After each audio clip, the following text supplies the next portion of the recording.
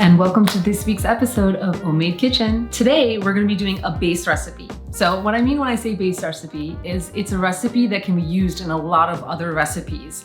It's something that doesn't really quite stand alone, but this one is a powerhouse. Today, I'm gonna be sharing how to make my walnut meat. We're gonna go for a more Mexican-inspired flavor, but I'm also gonna give you some spice recommendations that you can do if you wanted to make it, say, a little bit more Asian or Mediterranean or Italian in flavor.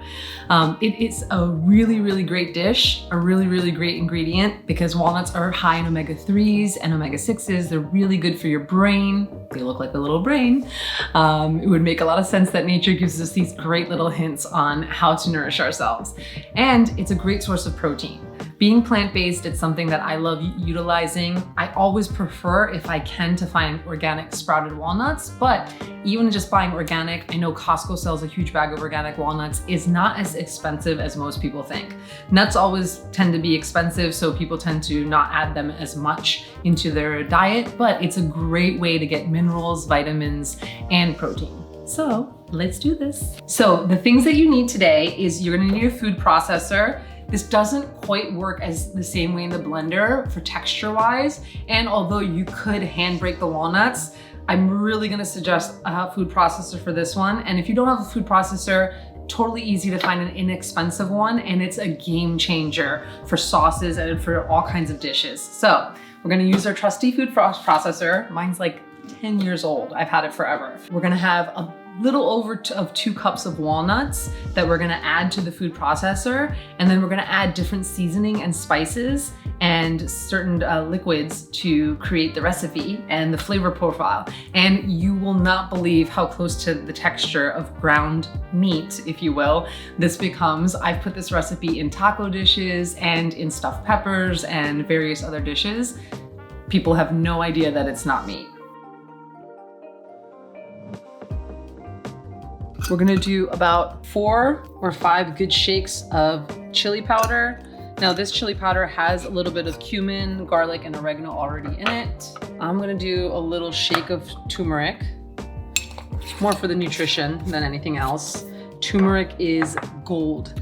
This is one of those herbs that if you eat daily, it's good for your brain health, for your immune system. It's literally worth its weight in gold, if not more.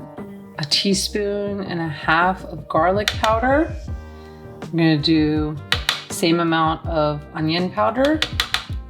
And we're gonna do about 5-6 good shakes of paprika. I like mine a little spicier, so I'm gonna do a little more. I always use pink salt, I like the mineral content. And now the liquid / other ingredients. We have nutritional yeast. Now you don't have to put nutritional yeast. I like the flavor it adds, almost like a cheesy element. 2 capfuls of Bragg's apple cider vinegar. I find the Bragg's works the best, but you can use pretty much any type of vinegar. I'm gonna put a couple of good shakes of coconut aminos. Now you can get this at your local Trader Joe's. You can also use soy sauce. I'm not a big fan of soy. A lot of the soy in US especially is genetically modified and also it tends to have a lot of pesticides and is grown usually actually as livestock feed. So I prefer using coconut aminos. It's a little bit sweeter than soy, but it gives the same consistency. And now they actually create soy sauces without soy. Crazy, right? Usually using mushrooms to get that umami flavor. So my recommendation is always have the coconut aminos instead of the soy sauce. You know, when you eat out, sometimes you're gonna get soy sauce, so you might as well have the good stuff at home. So a couple of good shakes of that and about, let's say, a tablespoon of avocado oil. Set your intention. May this beautiful bowl of food be filled with love, nourish my body both inside and out, and feed my mission.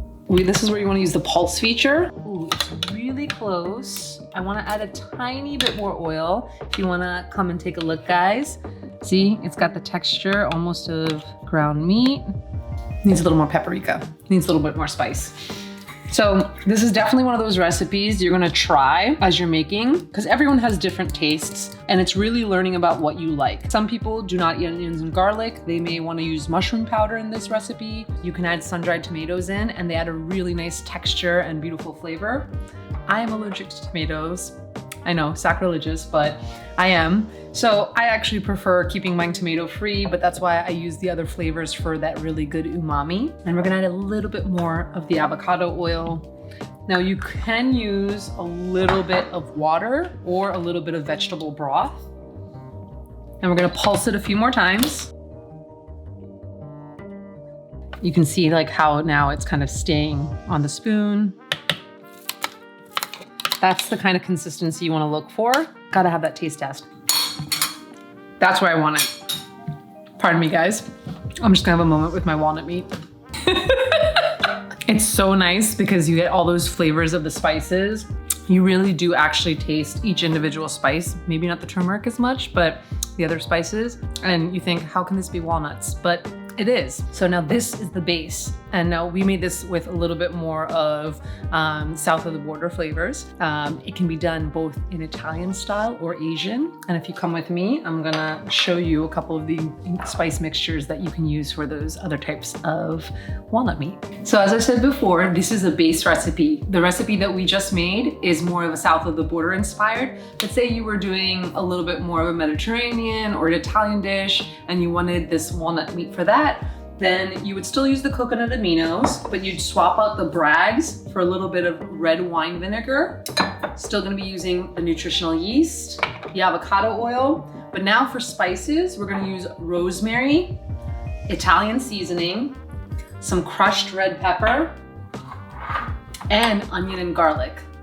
And if you combine all of those, of course the amounts, go with what feels good to you. If you've done this recipe, I promise you, you'll be able to figure out what to do with the other spices. And this is a great opportunity to just try things as you go, using a little at a time. You can always add more spice.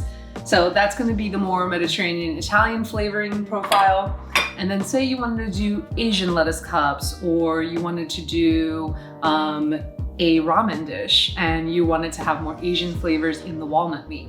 So in that case, you could use a little bit of the coconut aminos and some teriyaki sauce. You could use rice wine vinegar in place of the brags.